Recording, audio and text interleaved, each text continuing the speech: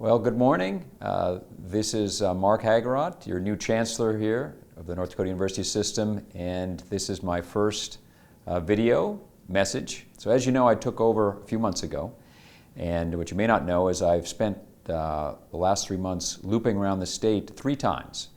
First meeting with legislators, second with business community leaders, and then third, as many of you may know, got out to your campuses and met with student leaders, presidents, and faculty and Senate reps, and really got some great insights from our legislators. Lots of feedback, but a couple priorities were on affordability and getting students out on time, reducing attrition. Talking with business leaders, there was a big emphasis on getting more students. We need more students to become the workers and the wealth creators of our state, and being adaptable. That as conditions change, and our business people are every day out there in the marketplace having to adapt to conditions, and they really encouraged me to look at ways that our system could be adaptable. So let me talk about those 2 first, and then I'll come to some of the feedback from the students and some policies. But with regard to affordability, legislators were really strong on that because a lot of families don't have extra cash lying around, and just a few percentage difference in tuition can make a difference in their budgeting. We had some great work by Williston out in the western part of the state trying to adjust to dynamic conditions, falling enrollments, then rapidly increasing enrollments, and the fees went up too fast. Fees came out this fall with substantial increases. So the state board has gone ahead and rolled back a percentage of those fees and work to look at housing fees after the fall semester comes out. So we've taken some action on that. Also in the West, it's been dynamic. Dickinson has been with an interim president. I want to thank Dr. Jim Osborne for stepping in to that job. He was in retirement, and we have now just selected a new president. The state board selected Thomas Missel just this past week, and we want to welcome him to the great state of North Dakota. He originally comes from South Dakota, but was out east, both in Texas and most recently in Connecticut. We want to welcome him to our great state and to Dickinson State. I think he'll be a great fit.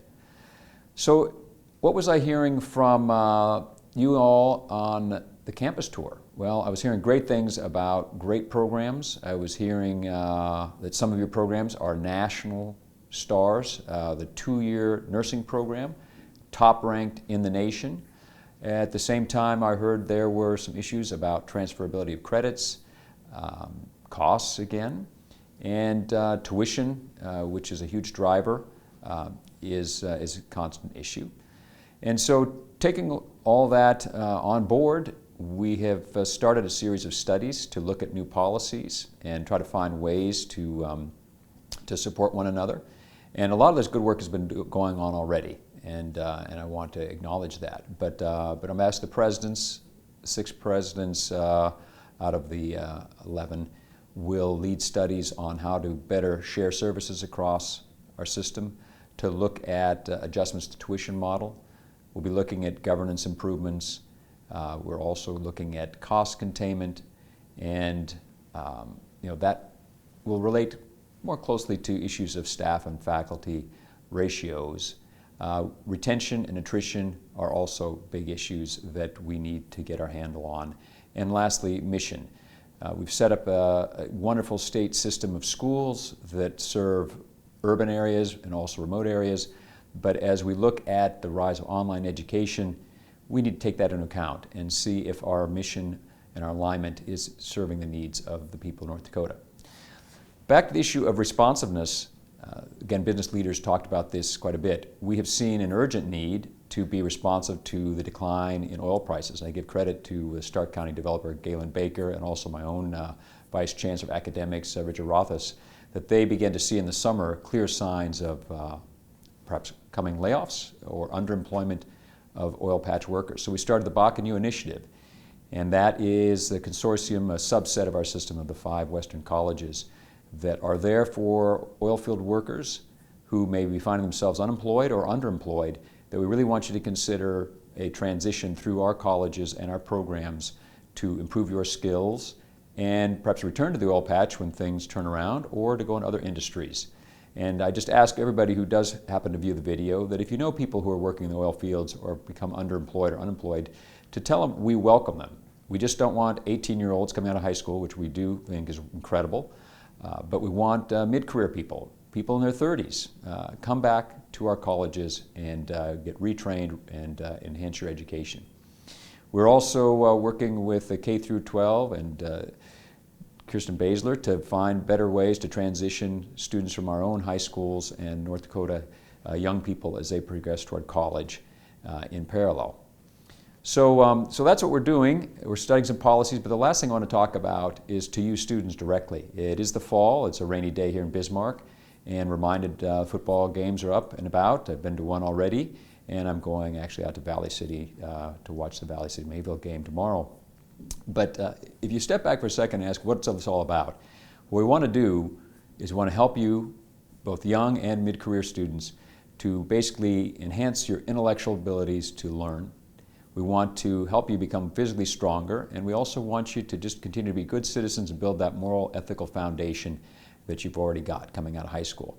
And let me speak a little more detail. When it comes about the intellectual development, I had a discussion about botany. What does that mean? We just don't want you to passively absorb knowledge. We want you to become critical thinkers, to become learning machines, so to speak, to work hard at that, build your mind to solve problems. Because as we're seeing, as the economy changes, you may have 1 or 2 or 3 careers in the future. So that's a really important part, and our wonderful faculty is helping you do that.